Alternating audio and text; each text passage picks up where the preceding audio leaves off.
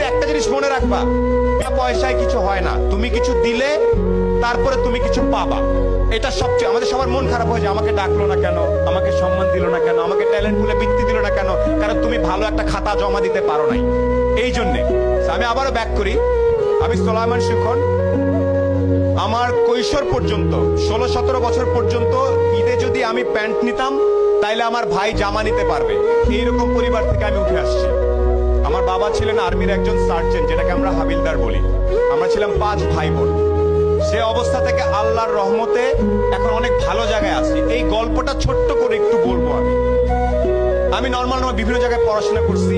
গাড়ির seat belt কেমনে বাঁধতে হয় সেটা আমি আসলে 18 বছর পর্যন্ত জানতাম না। গাড়ির সিট বেল্ট এদিক থেকে টাই নাই না এদিকে বাঁধতে আমি জানতাম না।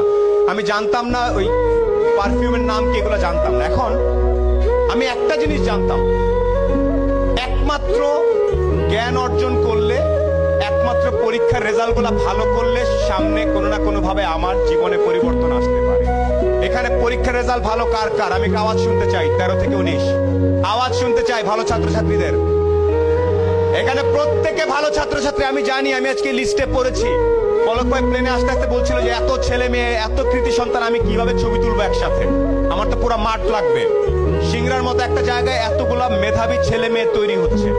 একটা সাজেশন তোমাদের সবার প্রতি, যারা তরুণ, এখানে যখনই চিন্তা করবা, এনি টাইম, তোমার বয়স 14, তুমি একভাবে চিন্তা করবা যে আমি, আমার বয়স 14, নিউ ইয়র্কের একটা 14 বছর, আমেরিকার একটা 14 বছরের ছেলের সাথে যদি আমি 1 ঘন্টা কথা বলি, ও জিতবে নাকি আমি জিতবো, এই স্টাইলে যদি যেতে পারো তাইলে তুমি একটা কিছু হওয়ার চান্স থাকে। না, অনেক আগে বলতে পারবো না ভাই আমি, কেন আমেরিকার ছেলেটা কি দেখে, ও যা দেখে তুমিও তাই দেখো। ইন্টারনেট আছে না, আমি তোমাদের শেখ কামাল ডিজিটাল ল্যাব দেখে আসছি। আমি জানি এই আমতলা ইন্টারনেটের কারণে ছেলে পেলে এসে বসে বসে কাজ করে, আমি জানি এটা। আমেরিকার ছেলেটা যে ইন্টারনেট ইউজ করতেছে, তুমি একই ইন্টারনেট ইউজ করতেছো না? কে কে আওয়াজ?